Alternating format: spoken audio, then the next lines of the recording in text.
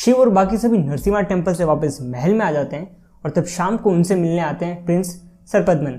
सरपद्मन उग्रसेन के बड़े भाई थे और वो यहाँ पर शिव से मिलने आए थे और कक्ष में आते ही वो सबसे पहले शिव के पैर छूकर उनसे आशीर्वाद लेते हैं और कहते हैं कि प्रभु, ये हमारा सौभाग्य है जो आप हमारे देश में आए। और सुरपद्मन का ऐसा व्यवहार देख भागीरथ को विश्वास नहीं होता है कि वो भी नीलकंठ में विश्वास रखते हैं।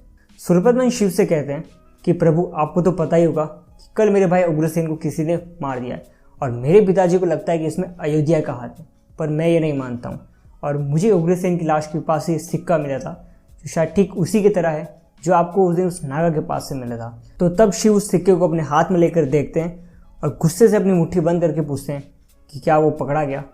तो उस पर वो कहते हैं कि नहीं, अभी तक तो नहीं, और मैं समझता हूँ कि हम दोनों को ही उससे बदला लेना है।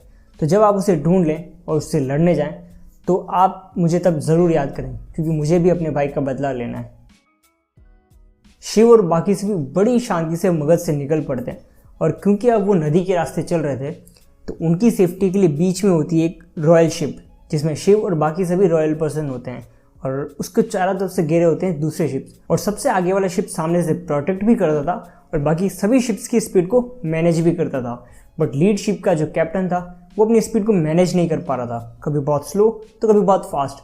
तो पर्वतेश्वर खुद उस शिप पर जाने का फैसला करते हैं और ये सुनकर आनंदमयी भी उसी शिप पर निकल पड़ती है। शिप की रेलिंग के सहारे खड़े होकर वो पर्वतेश्वर से पूछती है कि हम इतना स्लो क्यों चल रहे हैं।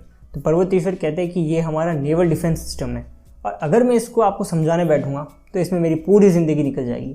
तो इसमें आनंदमयी उन्हें टीस करते हुए कहती है कि क्या तुम मुझे अपने साथ पूरी ज़िंदगी रहने को कह रहे हो, और सिर्फ इसलिए ताकि मैं ये डिफेंस सिस्टम सीख सकूं? एटलीस्ट सिर्फ इसके लिए तो नहीं। और ये सुनकर पर्वतेश्वर का चेहरा लाल पड़ जाता है और तभी आनंदमयी अपनी बात कंटिन्यू करते हुए कहती है कि तुम दोनों शिप के बीच में एक रस्सी क्यों नहीं बांध देते, जिससे इन्हें पता चल जाए कि अगर रस्सी पानी को छू रही है यानी शिप बहुत स्लो है और अगर रस्सी ज़्यादा खींच रही है यानी शिप बहुत फास्ट है। और आनंदमयी की इस चतुराई भरी बात को सुनकर पर्वतेश्वर अगेन इम्प्रेस्ड।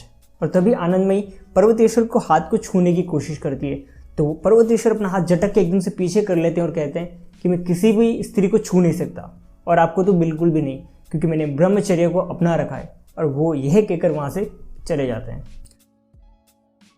वहाँ मगध के जंगलों में विश्वद्युम्न अपने लॉर्ड के साथ छुपे हुए थे, क्योंकि उग्रसेन के साथ हुए हमले में वो इतने घायल हो गए थे कि वो और ट्रैवल नहीं कर सकते थे।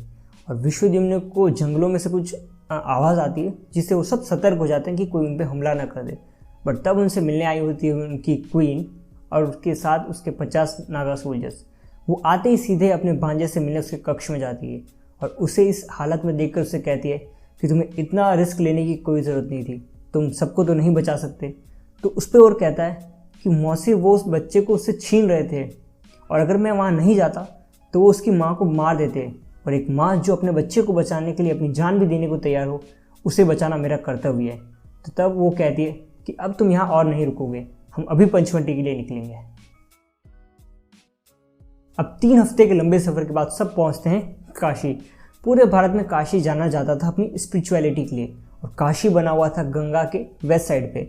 और वहाँ एक अंधविश्वास था कि अगर कोई भी नदी की ईस्टर्न साइड पे अगर रहता है तो उसके जीवन में सिर्फ बुरा ही बुरा होगा, इसलिए वहाँ के राजा ने वो पूरी ज़मीन ले रखी थी। और अब शिव पहुँचते हैं काशी के लेजेंडरी 80 घाट पे, द पोर्ट ऑफ 80। और वहाँ पहुँचकर जो चीज़ शिव को सबसे ज़्यादा हैरान करती है वो ये कि यहाँ पर सुरक्षा के लिए कोई भी दीवार नहीं बनी थी। तो वो इसका एक्सप्लेनेशन भागीरथ से पूछते हैं। तो भागीरथ बताते हैं कि इस जगह का नाम 80 घाट इसलिए नहीं पड़ा क्योंकि यहाँ पर 80 सीढ़ियाँ हैं, बल्कि इसलिए क्योंकि असुरों और देवताओं के युद्ध में इस युद्ध को ख़त्म करने के लिए लॉर्ड इंद्र ने यहाँ पे 80 असुरों को मारा था। बट अचानक उन्होंने एक दिन ये सब बंद कर दिया और देवी अस्त्रों के इस्तेमाल पर भी रोक लगा दी। उस दिन क्या हुआ ये तो नहीं पता, पर तभी से यहाँ के राजा ने किसी भी वॉर में पार्ट लेने के लिए मना कर दिया। और लॉर्ड इंद्र ने ऐसा भी कहा था कि इस जगह से स्वर्ग में जाने का रास्ता बनता है, इसलिए यहाँ पर और कोई भी हत्या नहीं होनी चाहिए। और तभी से काशी सभी के लिए खुला है और सब ये मानते हैं कि ऐसी पवित्र जगह को कोई क्यों ही तबाह करेगा, इसलिए यहाँ पर कोई भी दीवार या कोई भी सेफ्टी के लिए कुछ बना हुआ नहीं है। और यही कारण है जिसकी वजह से ब्रांगा के लोग यहाँ आकर बसते हैं और काशी उन्हें किसी भी चीज़ के लिए फोर्स नहीं करता है। और तो और काशी ने उनके रहने के लिए एक अलग से जगह भी दी है, क्योंकि ये माना जाता है कि ब्रांगा के राजा उन्हें हर साल बहुत सारे सोने के सिक्के बेचता है सिर्फ उन्हें यहाँ पर रहने के लिए। और यही सब बातें करते शिव पहुँचते हैं 80 घाट और उनके स्वागत के लिए पूरा शहर वहाँ पर आया था। और शिव के उतरते ही सबसे पहले उनके आशीर्वाद लेने के लिए आते हैं वहाँ के राजा अतिथिग्व।